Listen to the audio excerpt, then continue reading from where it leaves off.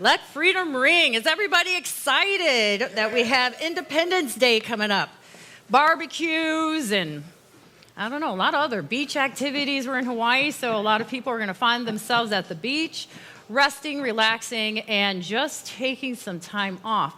But how many of you are going to think about your freedom? I'm not talking about being an American citizen or being in America. What I'm talking about is your spiritual freedom. How often do we take a look at what's inside and seeing if there is something that is still binding us to a false belief? We can tell if we're still bounded to that false belief or a false belief by the way our outer world looks. Many people think they are free because the government says they are, but your mind will trap you just as easy, probably quicker than anything out there would. Whenever a negative thought comes to mind, whenever words that do not heal, bless, or prosper come out of your mouth, then there is some understanding that needs to happen. Now, I know at times I am also, I have to live the words I preach, and at times I find myself speaking words that I would never want to live out or have played out in reality. And that's where the good Lord's grace comes into play because, look, I must have created some type of disasters or catastrophes throughout my lifetime, but luckily I've gotten to experience very little of that. And it's through spiritual understanding where I can now move forward in a light that is different than the darkness that I used to live in. So how many of you are ready to break free today for this week? Well, yes, most of you, thank you. Usually it's only one or two, like, yeah. So glad to see a lot of hands going up. Now, here at Unity, we study spiritual understanding through the 12 Powers of Man, written by our co-founder, Charles Fillmore. In this book, it's beautiful. First of all, when I was a student, I couldn't stand it because I'm like, what are these 12 powers? What are they talking about? What are these disciples? But year after year, every time I revisit the 12 Powers of Man by Charles Fillmore, I start to see how beautifully interwoven all these faculties, all these powers are, that you cannot use one without utilizing another. And so spiritual understanding really goes hand in hand with wisdom and discernment, another power that is in this book. See, spiritual understanding goes far beyond this surface level. There's an understanding if I don't pay my rent, then I may get evicted. There is an understanding if I show up to work late every day, I could jeopardize my employment. And if I overspend, then my bank account is going to look low, and I may not be able to pay off anything that I'm supposed to. But this spiritual understanding, that's the surface level. That's the intellect that says yes, no, right, wrong, or what have you. Spiritual understanding goes and dives deeper. It's the things of the unknown, the things that we just don't see, that we allow to use and guide us. And wisdom, after we get understanding, wisdom is how we apply it to the things of this world. Now, when we dive into the book of Proverbs, chapter 3, verse 5 and 6, it says, trust in the Lord with all your heart and lean not on your own understanding. In all your ways, submit to God, and he will make your path straight. Why are we not to lean on our own understanding? What could go wrong if the intellect takes charge of everything? Well, first of all, my physical eyes see a lot of different things. I have a lot of different stimuli coming in day to day. If I'm looking at the news, it may tell me that the world is about to go under. If I'm listening to my friends, they may tell me that the economy is about to sink. So spiritual understanding has us go into a realm that the world knows not of, that the outer clamoring voices cannot comprehend, because there is only one truth in this world, and that is God's truth. That's it. And no matter what the world says is the truth of your situation, the world situation, the economy, believe me, God's got a completely different story that was written, and it lies within your heart and not in your head. The longest journey in the world is from the head to the heart. But when you drop into that space, you start to see with the spiritual eye. You start to hear with the spiritual ear. When you start to go within, there is nothing that anyone can tell you to make you steer off the path that God has already placed upon you. That path includes goodness. That path includes all things that are yours by divine right. The moment we start to not experience that is because we start listening to other people whose understanding may not be that of the heart of the Spirit. We are called to allow the Spirit to guide us to this understanding. Now, Reverend Ryan read something from Daily Thoughts from the Hill where it was talking about there's two ways of getting it. You can either allow the Spirit to direct you, or you can just allow experience.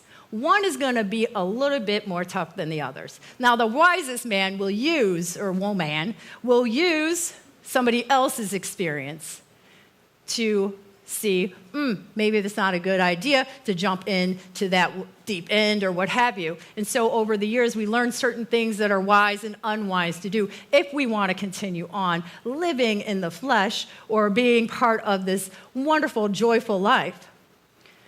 But spiritual understanding opens up a whole new realm for us. It's this connection with truth, the secrets of the universe. And not that God is intentionally keeping anything from you. What if the walls that were built up since the moment we were born, with all of the information we received, and not to say our parents are to blame or whatever, but there's conditioning that happened from the moment we were born, maybe even in utero, that continues to be a driving force in our life today. Now, these walls that are built up, it's not that your good is not there. It's just that belief systems, feelings, emotion, whatever, thoughts are preventing that experience because we're holding on to the wrong things. When we can release, God can't give us, first of all, if our hands are already full, if you know it all, then what can God give you? What can be revealed to you? Nothing. You're already full. Release those things that hurt. If life is painful in an area, there may be a belief that you are still attached to. What value? Ask yourself, what value does this belief give to me? What value is it? Once you can see that most beliefs are valueless, they only end in misery. They only end in us suffering. When we are ready, when we can lose the value, we start to release those things. And then our hands are free to pick up something else. Infinite knowledge, understanding, which leads to wisdom. And Fillmore also says about our spiritual understanding that it is like a light shedding its radiance on all of our ideas, erasing confusion. Let me say that again. Erasing confusion and bringing clarity. If we look outside in the world, we see, if we're looking with the regular eyes, we may see a lot of confusion. There are a lot of confused people out there. Sometimes I'm walking around confused, don't even know my name at times, I'm sure. But understanding, spiritual understanding, helps to erase those blurred lines, those fuzzy areas, and those chaotic moments. They start to become things of the past. Once we can grab a hold and release Well, first release, then grab a hold of some real substance. And that is understanding. We start to experience the world made anew. And I don't even know why I'm holding this microphone. I'm about to sing to you. Okay. It's just, second nature. I'm like, oh, gold mic, let's go. All right. In Ephesians 1:18, the Apostle Paul writes, I pray that the eyes of your heart may be enlightened, in order that you may know the hope to which he has called you, the riches of his glorious inheritance in his holy people. Now, the eyes of the heart. See, this is where I'm talking about that million-mile journey to where your true mind is. This is the intellect. This is, it works and it calculates and it starts to determine what's this and that. It does a whole bunch of things. You don't have to even worry about it. It's going to operate on its own. But what we're worried about is the real mind, which is in the heart. It says, guard thyself. Guard your heart with diligence. From out of it come the issues of life. What if, I want to have you think about this for a second. What if every word you spoke was living? It was just ready to take an order from you. That when you told it to go do something, it saluted and went and did it. What if you were that powerful? I'm going to do a spoiler alert. How many people believe they're that powerful? 3, 7, 12. Got it. Oh, right. So some of you need some convincing. Look, the living word, the logos, because we were created, connected, have that divine presence within us, the Christos, the anointed one. Your word goes forth and does not come back to you void, but goes out and does the thing that you told it to do. I invite, just for the week, all right? Even on the Independence Day, let's break free maybe of some of our words. I'll give you one day, because believe me, I'm still trying to work up to a week. Watching the words that come out of your mouth. Do they heal? Do they bless? And do they prosper? If they don't, choose something different. Speak words that are different. Because if you're still living a life that looks like yesterday, yesteryear, then look to the words. Look to the logos, which is living, which comes from the very recesses of your heart. You'll find a lot of beliefs there too, if not all. What you speak also gives way to what you believe. There are people digging themselves every day into poverty. They're just doing this dance with the words that they speak. Their shovel goes down deeper, and then they wonder why. Weeks, months later, years, why it's so impossible to get out of this rut, to catch a groove, a different one. It's because the content of the heart spoke forth the words and created the manifestation. It's important as truth seekers, and that's what they call us, or truth students, and unity and other new thought movements. We are students of truth. We may believe one thing, but if it's not the truth, is it of value? You may believe that you are powerless, that your words mean nothing. But what is that doing for you? If we switch, even just for a day, and watch the words, watch and guard the heart, See what that feels like. We've been doing it a certain way for so long, just taking a day off, a 24-hour period, a respite, a rest and relaxation from all the harshness, taking that time off and diving in and speaking forth. See what that gives you. See what that produces for you. And I'm just going to go right through because I got a lot of notes, which I'm sure nobody wants to hear. Now, Jesus, one of my favorite people, Jesus. People loved Jesus because they could relate to Jesus. Until they hated him, they loved him, a lot of them. He had big groups. Some of the groups that were following were bigger than what was in the synagogue, the temples. He had followers that believed in him because he showed them through his own understanding of law, God's law, through his own practice and time with God, he got to know the truth of things, the truth that set him free, where he was now trying to set others on that path. And when he welcomed everyone, he welcomed the sinner, the beggar, the prostitute, everyone around, because he knew all were a child of God. It didn't matter what the outer form was doing. What matters was what the inner content was.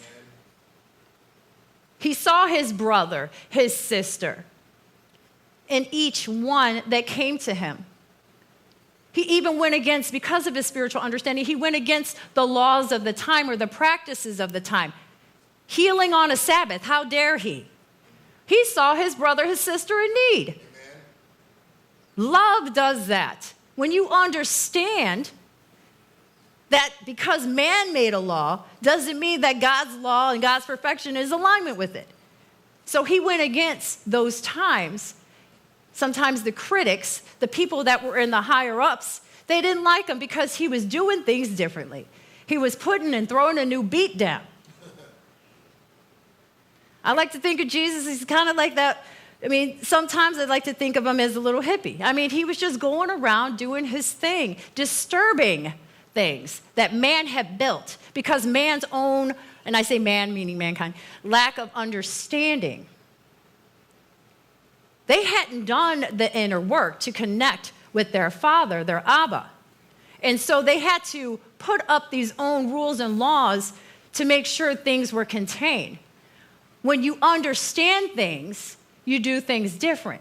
And so you don't need all these laws and, oh, this is what Section 8 of the whatever code says. You start to know something different. And so you start to do something different because you are different. And he understand with his spoken word. It was powerful. But he was kind of a jokester too. Now, I was supposed to tell this in another sermon, but I'm like, oh, this is a perfect time to bring it up. And just to illustrate this, we're going to look to Jesus fresh from the transfiguration. And in Mark 9:14 through 29, a boy is healed. So Jesus basically makes his way back into town and he sees everybody gathered around.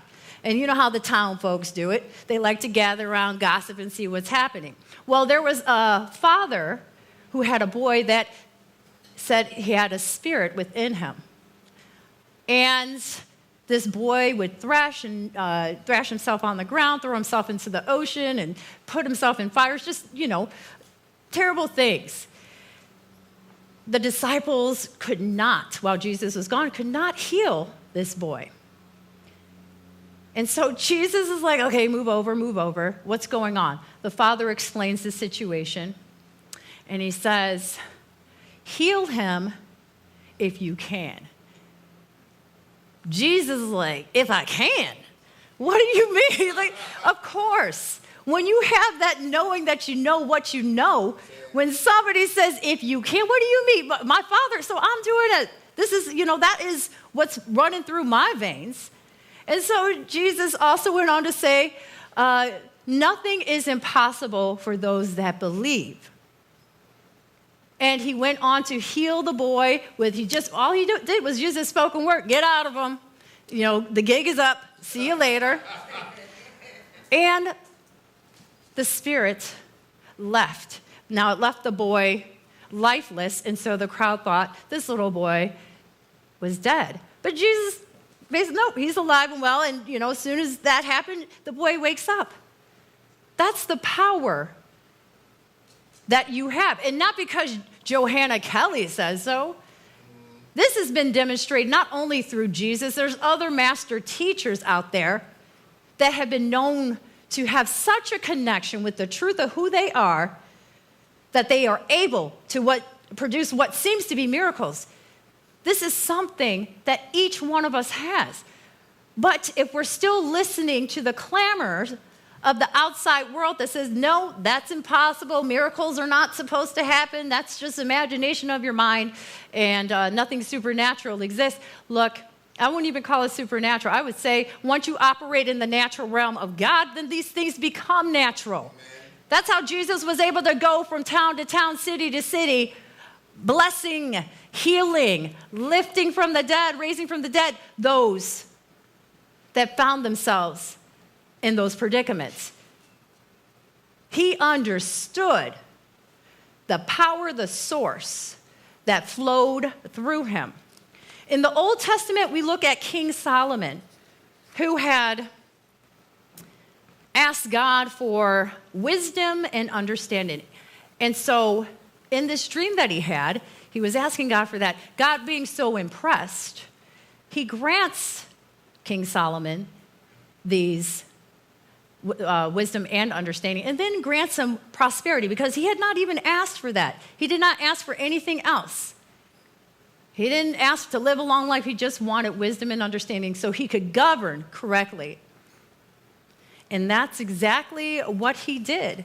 And when we go to the wise rulings, one in particular, it goes to say in 1 Kings, says, now 2 prostitutes came to the king and stood before him. One of them said, pardon me, my lord, this woman and I lived in the same house, and I had a baby while she was there with me. The 3rd day after my child was born, this woman also had a baby. We were alone, and there was no one in the house but the 2 of us. During the night, this woman's son died because she lay on him. So basically, the woman's child died because she smothered him. So she got up in the middle of the night and took my son from my side while I was asleep. She put him by her breast and put her dead son on mine. The next morning when I got up to nurse my son, and he was dead, and I looked at him closely and realized this is not the child that I have birthed. King Solomon, what can you do here? Both women were saying that this one baby was theirs. So King Solomon, with the wisdom and understanding that he had been blessed with, said, fine, ladies, I know what's going to be fair. We're going to cut this baby in 2. The mother of the child, the biological mother of the child, the real mother of this child, basically pleaded with Solomon, saying, no, let her have the baby. The other woman said, nope, that sounds fair to me. Let's do this. King Solomon at that moment knew who the rightful mother of this baby was.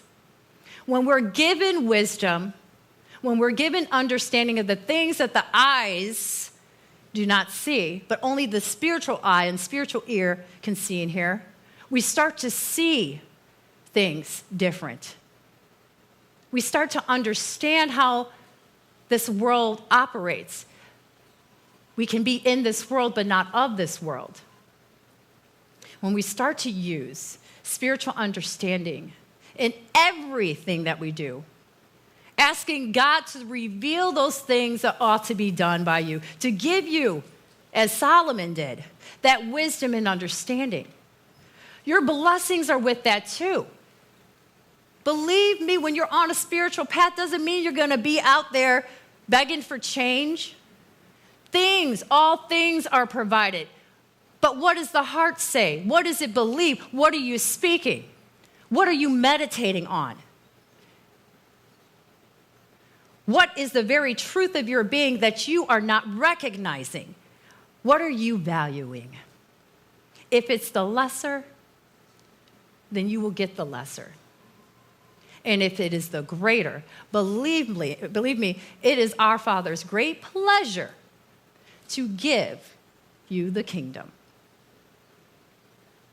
We step into Independence Day,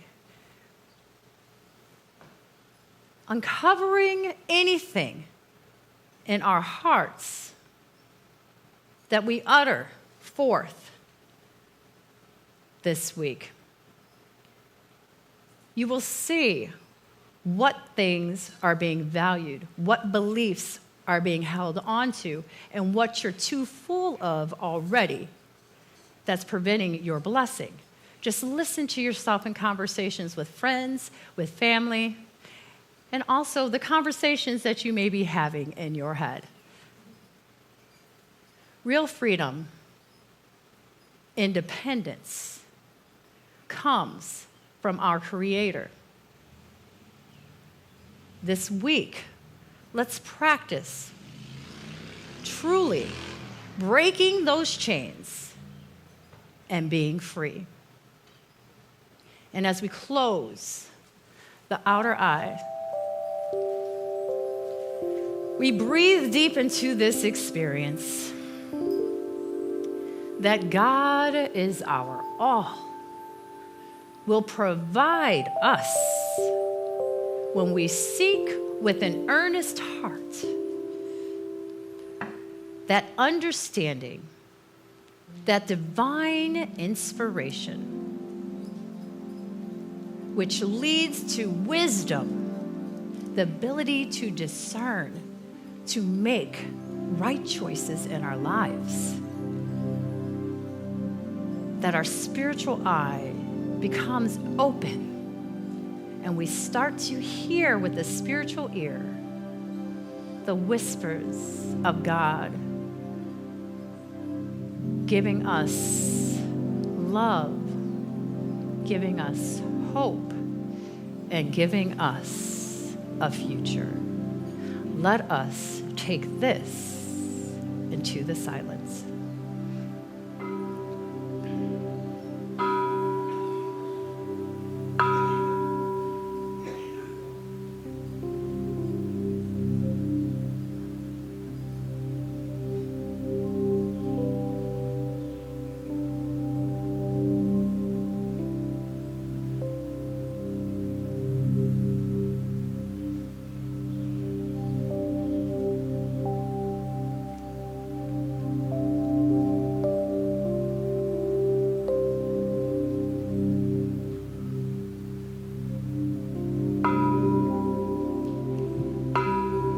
As we awaken, refreshed, knowing that